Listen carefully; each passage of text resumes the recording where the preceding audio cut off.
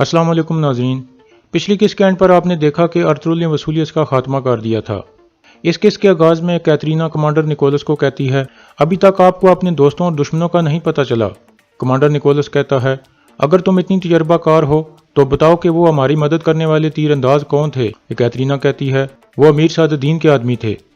Ertugrul और सुल्तान के खिलाफ आपका सबसे बड़ा साथी अमीर सादुद्दीन है।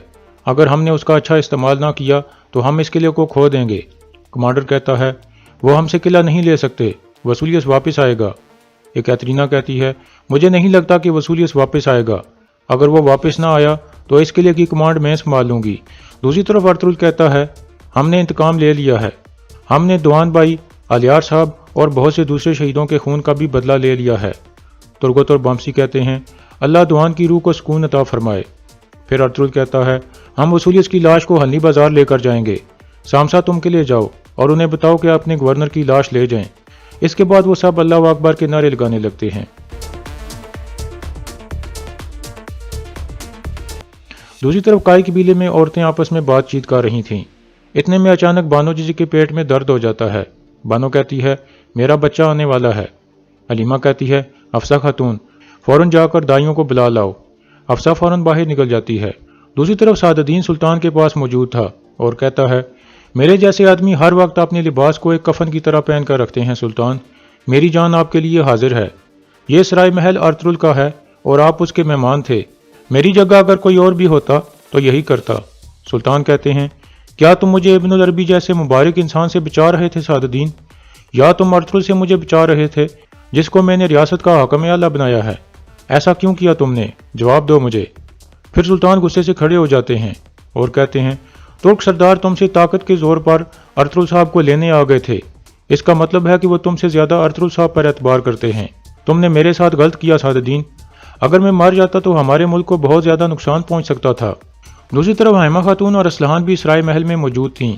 इस दौरान असलहान उनको बताती है कि सादुद्दीन समझता है कि अर्तुगरुल साहब की वजह से मैंने शादी से इनकार किया है, इसलिए वो अर्तुगरुल साहब को फंसाने की कोशिश कर रहा है। इतने में दूंदार अंदर आकर बताता है कि अर्तुगरुल साहब और उनके साथी वापस आ रहे हैं। ये सुनकर वो दोनों बहुत खुश हो जाती हैं। दूसरी तरफ सादुद्दीन कहता है, मैंने आपको उस हालत में देखकर एहतियाती तदाबीर ली थी सुल्तान। आप मुझसे खुश नहीं हैं, इसलिए मैं सजा के लिए तैयार हूँ। सुल्तान कहते हैं, मैंने देखा है कि इस इलाके के बहुत से तुर्क सरदार आपके लिए इज्जत नहीं रखते अमीर सादुद्दीन। ये इलाका मैंने आपको सौंपा था। सादुद्दीन कहता है, सुल्तान, अगर जरा बराबर भी आपको शक है कि मैं अपनी जिम्मेदारी सही तरीके से नहीं निभा सका तो आप मुझे इस जिम्मेदारी से हटा सकते हैं जब तक कि वो गद्दार नहीं मिल जाता, और मैं खुशी खुशी अपनी जान आप पर कुर्बान कर सकता हूँ। इतने में सुल्तान का खास आदमी अंदर आकर सुल्तान को कोनिया से आने वाला एक खत देता है। खत पढ़ने के बाद सुल्तान कहते हैं, महल में मौजूद गद्दार पकड़ा गया है। वो मेरा करीबी आदमी था। उसने हर चीज़ का एतराफ़ कर लिया है। उसी ने निकाया के शहंशाह को खबर दी थी कि मैं यहाँ आया हुआ हूँ। सादुद्दीन कहता है, इसका मतलब है कि वो जहर उस घटिया वसूलियत ने दिया होगा। इस तरह की हरकत सिर्फ वही कर सकता है। सुल्तान कहते हैं, उससे मैं निपट लूंगा सादुद्दीन। जहाँ तक तुम्हारी बात है, तुम अर्तुगरुल साहब से अपनी हरकत की माफ़ी मांगोगे।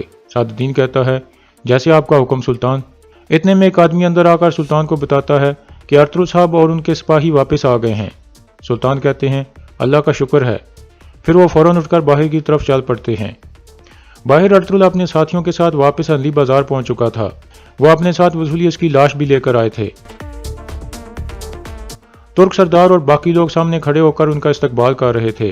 इतने में सुल्तान अलाउद्दीन भी अंदर से आ जाते हैं और अर्तुगरुल को आते हुए देखने लगते हैं।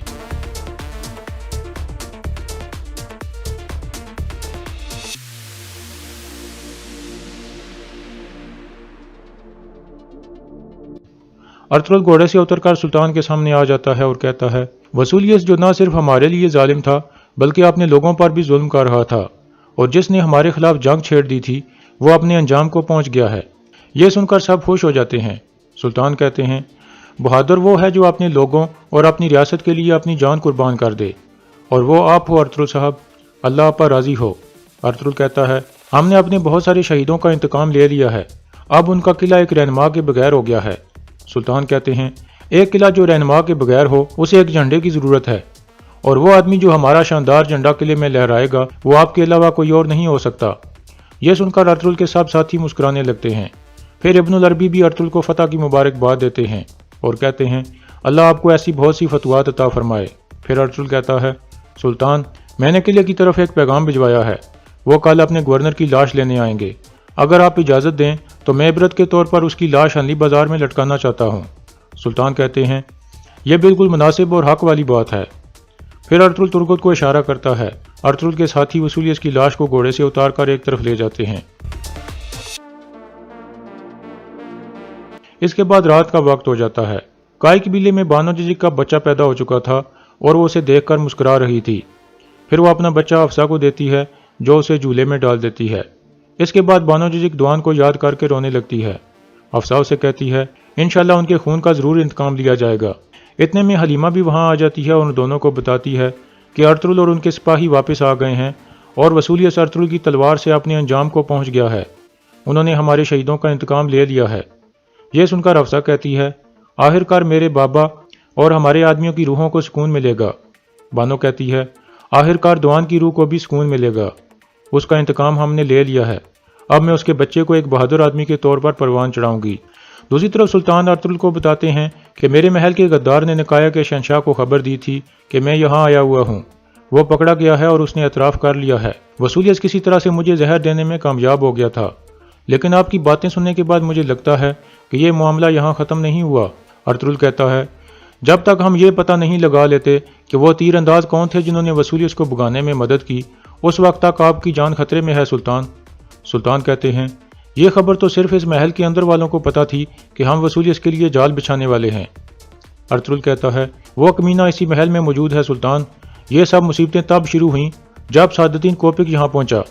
سلطان کہتے ہیں، اگر میرے محل کا غدار نہ پکڑا جاتا تو میں بھی سعد الدین پر شک کرتا، لیکن اب مجھے نہیں لگتا کہ وہ محل کے غدار کے ساتھ مل کر کام کر سکتا ہے۔ ابھی بہتر ہے کہ اس معاملے پر ہم دونوں خاموش رہیں۔ پھر سلطان اپنے آدمی کو کہتے ہیں، جا کر امیر سعد الدین کو بلا کر یہاں لاؤ۔ دوسری طرف سعد الدین اسلان کے کمرے میں پہنچ جاتا ہے اور کہتا ہے، آپ کا شکریہ اسلان خاتون کہ آپ نے مجھے اندر آنے کی اجازت دی۔ اسلان کہتی ہے، میں اپنی ریاست کے امیر کی درخواست کو ایک حکم کے طور پر سمجھتی ہوں۔ سعد الدین کہتا ہے، تم اس امیر کو چھوڑو، میں یہاں سعد الدین کے طور پر آیا ہوں، ایک بیچارہ آدمی جو تمہاری محبت میں گرفتار ہے اور جس کی منگیتر اپنی وعدے سے مکر گئی ہے۔ اسلان کہتی ہے، وہ سب گزر چکا ہے میری حضرت، اور کتنی دفعہ میں آپ کو بتاؤں، میں نے اپنے بابا کی عزت کی خاطر وہ سب قبول کیا تھا۔ اب مجھے اپنے قبیلے سے کوئی جدا نہیں کر سکتا، حتیٰ کہ آپ بھی نہیں۔ اتنے میں ایک سپاہی اندر آ کر کہتا ہے، سلطان آپ کا انتظار کر رہے ہیں امیر حضرت۔ پھر سعد الدین وہاں سے چلا جاتا ہے۔ دوسری طرف کمانڈر نکولس اور کیترینا کارا جیسر میں وسولیس کا انتظار کر رہے تھے۔ اتنے میں ایک سپاہی اندر آ کر کہتا ہے، جناب ایک ترک آیا ہے جو ارطغرل کی طرف سے ایک پیغام لے کر آیا ہے۔ کمانڈر کہتا ہے، اسے فوراً اندر بھیجو۔ پھر سامسا اندر داخل ہوتا ہے اور کہتا ہے، گورنر وسولیس مر گیا ہے، اس کی لاش انلی بازار میں ہے۔ ارطغرل صاحب چاہتے ہیں کہ آپ جا کر اسے لے لو، ان لوگوں کو کوئی نقصان نہیں پہنچایا جائے گا جو لاش لینے جائیں گے۔ یہ سن کر کمانڈر سخت غصے میں آ جاتا ہے اور کہتا ہے، قاتلو، میں تم لوگوں کو ایک ایک کر کے قتل کروں گا۔ سامسا مسکراتے ہوئے کہتا ہے، تو پھر تمہیں مجھ سے شروع ہو جانا چاہیے کمانڈر، اگر تم ایسا کر سکتے ہو تو۔ اتنے میں کیترینا آگے آ جاتی ہے اور کہتی ہے، نکولس، اسے جانے دو، وسولیس کی لاش اس سے زیادہ قیمتی ہے، اگر تم نے اسے مار دیا تو وہ گورنر کی لاش کو چیلوں کو کھلا دیں گے۔ یہ سن کر کمانڈر اسے چھوڑ دیتا ہے اور کہتا ہے، دفع ہو جاؤ ترک۔ سامسا مسکراتے ہوئے وہاں سے چلا جاتا ہے۔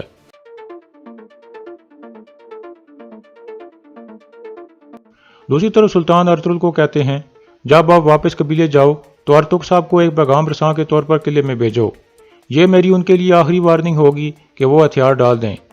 اتنے میں سعد الدین بھی وہاں پہنچ جاتا ہے۔ سلطان اسے کہتے ہیں، اب نکولس یا تو ہتھیار ڈالے گا یا پھر وہ اور اس کے ساتھی مارے جائیں گے۔ میری فوج محاصرہ کرنے کے لیے آ رہی ہے، جب تک میری فوج یہاں آ کر میرے لیے بڑا خیمہ نہیں تیار کر لیتی تب تک میں ایک مہمان کے طور پر اسی سرائے محل میں رہوں گا۔ سعد الدین کہتا ہے، یہ آپ کا ایک عظیم فیصلہ ہے سلطان، جیسا کہ آپ نے کہا ہے کہ غدار اسی محل میں ہو سکتا ہے۔ سلطان کہتے ہیں، اگر ایسا ہے تو یہ تمہارا کام ہے کہ احتیاطی تدابیر لو سعد الدین، تم پہلے بھی اپنی ذمہ داری میں ناکام ہو گئے ہو۔ سعد الدین کہتا ہے، حالات ایسے ہو گئے تھے کہ مجھے اس طرح کے اقدام اٹھانے پڑے سلطان، مستقبل میں ان غلطیوں سے سیکھتے ہوئے اس طرح کی چال میں نہیں پھنسوں گا۔ سلطان کہتے ہیں، تمہارے لیے اب کوئی مستقبل نہیں ہے سعد الدین، اس طرح کی بڑی غلطی تمہاری جان لے جائے گی۔ دوسری طرف کارا جیسر میں کمانڈر نکولس وسولیس کے لیے دکھی تھا۔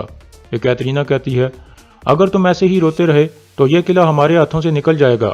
اب سارے کمانڈروں کو بلاؤ، میں خود ان کی کمانڈ سنبھالوں گی۔ کمانڈر کہتا ہے، تمہاری یہاں کوئی حیثیت نہیں ہے کیترینا، تمہیں کیا لگتا ہے کہ وہ ایک عورت کی بات سنیں گے؟